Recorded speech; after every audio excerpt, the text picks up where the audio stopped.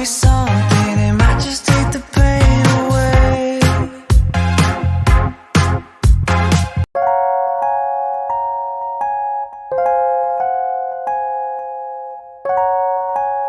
Heto na nga ang manok. Siyempre, hugasan muna natin, guys, para malinis. At habang pinapatuyo ko yung manok natin, ay hiwa-hiwain natin, ay siyempre, magpipreparar muna tayo ng arroz or rice or bigas. Siyempre, hugasan natin ng maayos, guys, dahil alam nyo na, maalikabok at kung saang-saang bansa na to nakarating, di ba? So, hugasan natin. Alam niyo naman tayo mga Pinoy, syempre, kailangan tayo maghugas ng 3 beses o mas pa sa 3 beses. At syempre, alam naman natin kung paano mag-estimate ng tubig. 'Di ba? Sukat-sukat lang naman tayo sa daliri natin. At eto na nga ang ating pagkain for today's video, guys. Kung paano ko ba sa inyo ipapakita kung ano ang paggawa ko ng pritong manok at pagluto ng bigas at syempre at yung ating pag-aadobo. Syempre, ipapakita ko sa inyo. 'Di ba? Pero pasensya na kayo dahil yung paghiwa ko ng manok, guys, hindi ko na po ipapakita dahil ayaw po ni YouTube 'yun. So, eto na nga at habang ako'y naghihiwa ng ating manok, guys, ay magpapainit na rin ako ng ating mantika na gagamitin sa pagprito ng manok. At syempre, nung nahiwa na natin yung ating mga manok, ay lagyan muna natin ng asin, linisin muna natin. Kailangan malinis na malinis, 'di ba? At pagkatapos, hugasan natin 'to at patuyuin natin ng maayos, matanggal yung tubig at saka natin naman ulit lagyan ng ingredientes, 'di ba? Kailangan kasi, guys, yung ating mga manok ay hinuhugasan natin or nililinisan natin ng ating asin dahil syempre may mga din yan, may mga dumi-dumi. At nung nalinis na natin, napatuyo na natin, lalagyan natin ng pamintang durog, bawang na durog, pagkatapos kunting harina dyan. Hindi ko na siya nilagyan ng asin, guys, kasi alam ko naman na maalat pa rin yan, kahit na nahugasan natin. So, dito ko na idediretso yung harina kasi minsan nilalagay ko siya sa plastic.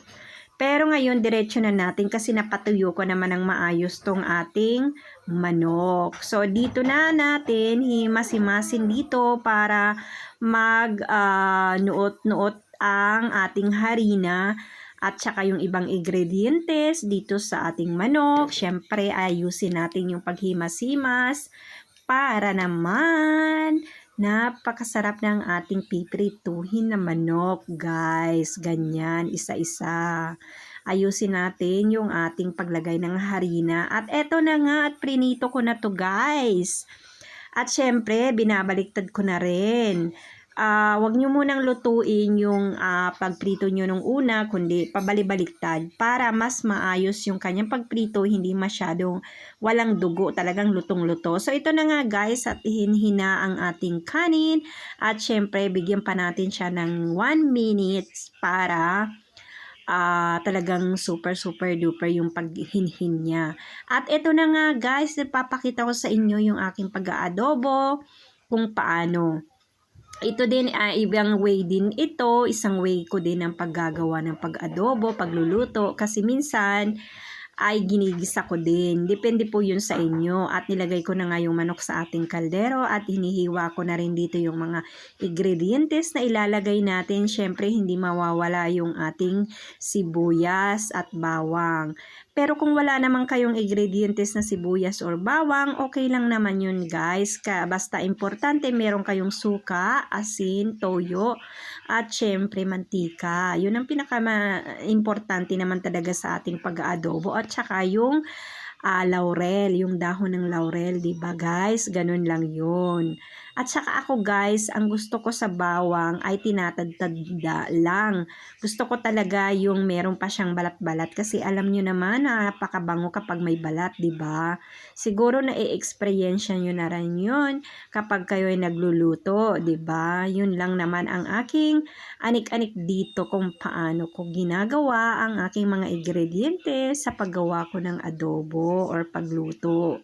Yan ang gusto ko guys, maraming bawang kasi yung bawang na yan marami at saka malalaki siya. At saka ito naman yung patatas na to ay ilalagay ko rin to sa adobo.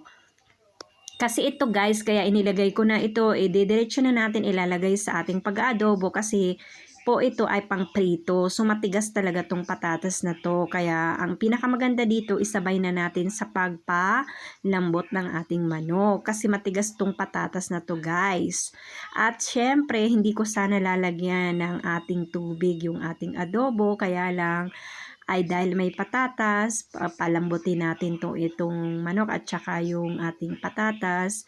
Kaya lalagyan ko siya ng ating konting tubig lang naman para talagang hindi siya masunog kaagad, mawala yung sabaw ng toyo at saka mantika, di ba?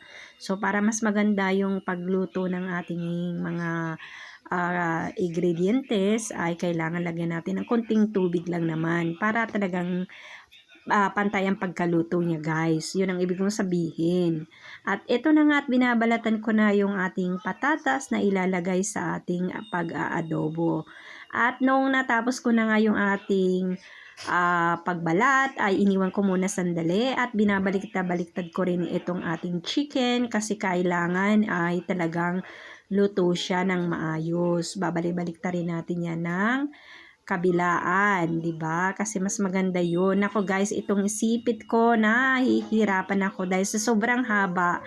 Yung kanyang hawakan ay hindi ko mabalance yung paghawak kasi siyempre sobrang siya, maliit yung stick. Parang nahihirapan ako kung paano maghawak. Minsan nga nagdo-double siya ay nagko-cross siya ng ganun. So nahihirapan talaga ako. So, ito na nga ang ating manok na prinito. At syempre, babalik-tarin ko pa rin yan, guys, para kailangan talagang mapula-pula siya or toasted-toasted siya ng konti. Yun ang pinaka-importante sa manok. At kailangan yung manok natin ay hindi dapat dumudugo. Kasi, guys, madaling kapitan ng bakterya ang manok kapag half cook lang ang gagawin ninyo. So, kung halimbawa, nagtitinda kayo, kailangan bago maubo, wag na kayong magtira ngayong araw na to, kundi lutuin ninyo ng maayos. Kung may sobra man, ay para maitinda nyo rin ulit kinabukasan. Pero hanggang bukas lang yon. Sa susunod, wag na nyo nang itinda. Kainin nyo na lang kaysa makaperwisyo tayo ng kapwa. 'Di ba? Kasi ang manok po, madaling masira. Kagaya ng laman ng aso. Yun guys. Ang aso po, ang laman ng aso ay may bakterya. Yung laman noon, lagyan nyo na lang ng limon. Nako, lahat ng uod lalabas po yun. Hindi po ako sa naninira. Sinasabi ko lang po ang katotohanan. So, ito na nga ang kontinwasyon ng ating patatas. At iniwa-hiwa ko na nga po ito para ilalagay natin sa ating adobo. At syempre kapag nahiwa na natin to, syempre hugasan natin dahil syempre yung pagbalat natin, yung balat naman ay madumi, kaya habang hinahawakan natin yun, habang binabalatan natin yung ating patatas ay napupunta din sa nabalatan natin ng patatas. Okay, ititin na nga yung ating mga ingredientes, yung laurel, yung sibuyas, yung bawang at yung patatas at yung pimentang durog. At saka yung ating tubig na kaunti, yung toyo, yung vinegar, and then asayte or mantika. Yan, ang ating mga ingredientes sa paggawa ng ating adobo na napakasimple lang naman. At syempre hindi mawawala yung asin or chicken cubes. Depende po sa ilalagay ninyong pampalasa din ha. Ako ito lang, napakasimple lang naman. At konting sugar syempre. Dahil ang ating adobo kailangan may konting asukal ilalagay natin para masarap naman talaga yung kanyang lasa, hindi lang laging maalat. So ito ang ating mga ingredientes at ilalagay na natin, ay inuna natin yung patatas at sibuyas bawang at saka yung dahon ng laurel. Yung dahon ng laurel guys, siyempre huhugasan nyo din yan dahil may alikabok din yan, okay? At yung ating paminta na nga yan, ganyan guys. Pagkatapos, ilalagay na rin natin yung ating suka, siguro mga 2 kutsara na o 3, ganyan. Depende kasi sa dami ng ingredientes na ilalagay natin para sumuot talaga yung kanyang sabor o lasa. At syempre yung ating asayte, kailangan may asayte talaga, at yung toyo at kaunting tubig ilalagay natin dito. Kasi kailangan nga na mapakulo natin ng maayos. Pero kung wala naman patatas guys, hindi ko na nilalagyan ng tubig kasi nga po ay malambot naman yung karne at alam naman natin na may tubig yung karne, di ba? At lagay na natin yung ating asin at yung 2 kutsaritang sugar. Yung asin natin 1 kutsarita lang guys. At syempre halu-haluin natin to para matunaw yung ating mga ingredientes na ating nilagay, kagaya ng asukal at saka yung ating asin guys. At syempre para sumuot na rin yung ating paminta dyan. Ako, hindi ko masyadong mahalo yung ating ingredientes pero no pasa nada. At ito na nga yung unang kulo guys. Yung unang kulo ng ating adobo, kailangan nating halu-haluin para yung sa ilalim ay maipaibabaw natin, okay? At syempre, pag tatakpan natin ulit ito at maghihintay tayo ng mga 20 minutes. Yung kanina naman ay 10 minutes lang yon yung unang kulo natin. And then titikman natin siya kung okay na yung ating sabor para sa susunod na pagkulo nito ay okay na siya. Syempre bababain natin yung ating sabaw guys. At ito na nga yung pangatlo na, ito na yung pangatlo, no, ito na yung pangatlo at luto na nga ito guys. Kaya ito na ang ating hapagkainan, ang ating prinitong manok, ang ating kanin at yung ating adobo. Diba? So guys, kain po tayo at lagi tayong magpasalamat sa Panginoon si Kristo sa lahat ng biyaya na natatanggap natin sa ating araw-araw, magmula sa kalusugan, espiritual at buong pamilya.